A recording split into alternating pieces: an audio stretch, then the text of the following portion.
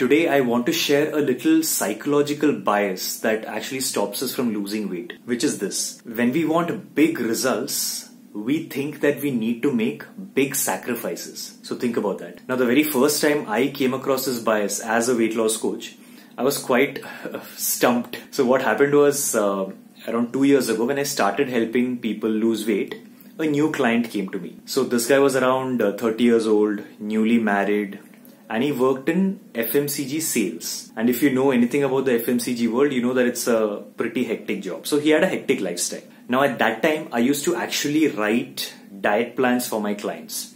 So I spoke with him about his requirements and I spoke with him about his routine and his lifestyle. So the fact that he eats lunches in his office canteen, the fact that he goes for a lot of parties and so on. So I considered all this and I wrote him a diet plan where he had to make minimum changes to his already existing routine.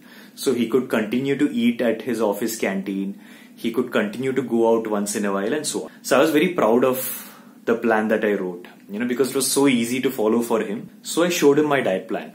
And he looked at it and his reply was that this is too easy. I can do something more challenging.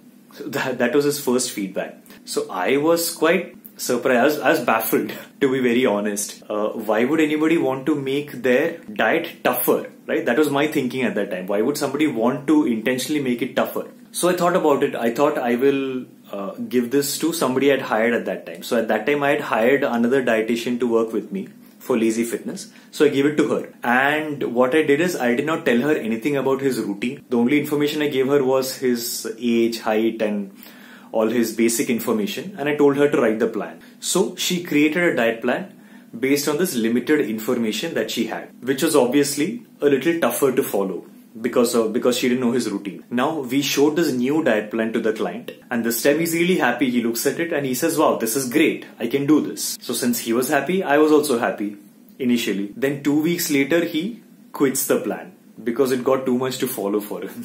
So I was like, what the hell? And of course, I'm smiling now, but at that time I was quite irritated. And I was not so irritated at him. I was more irritated at myself because I realized that I had a chance to correct his bias and I didn't do that. So I learned from this mistake, and for all future clients, I would share with them this little secret that I'm about to tell you now. Your fat cells do not give a damn whether you're making a big sacrifice or not. Your fat cells are not sitting in there thinking, oh my god, my owner is making such a big sacrifice. They are struggling. Let me burn myself and reduce this waistline. That is not happening. Think about it. The only thing that matters is your calorie intake, your protein intake, your other nutrients intake. That is the only thing that matters, regardless of whether there is a huge sacrifice behind it or whether there's a smartly planned, smaller sacrifice behind it. Now, you might be thinking that I'm saying making big sacrifices is useless, right? No, I'm not saying that.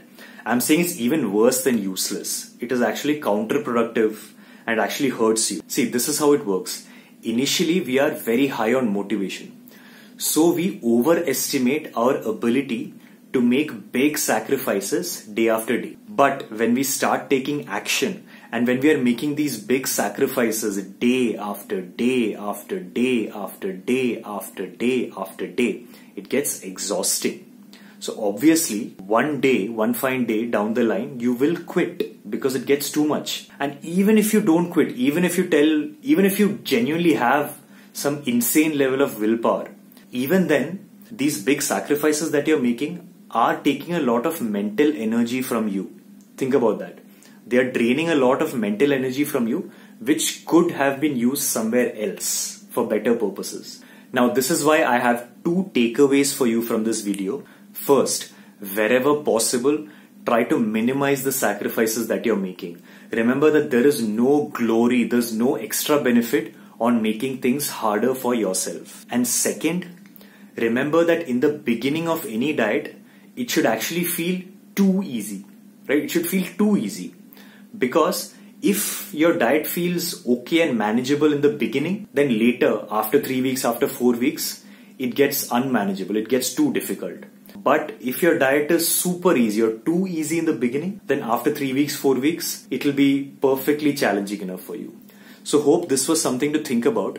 If you like this video, then please message me and tell me what are the things that are stopping you from losing weight. That will help me share some practical insights with you, which I can either create a new video on, or I can reply directly to you over message itself. But please message me like what are the things that are stopping you from getting lean and getting fit. Bye.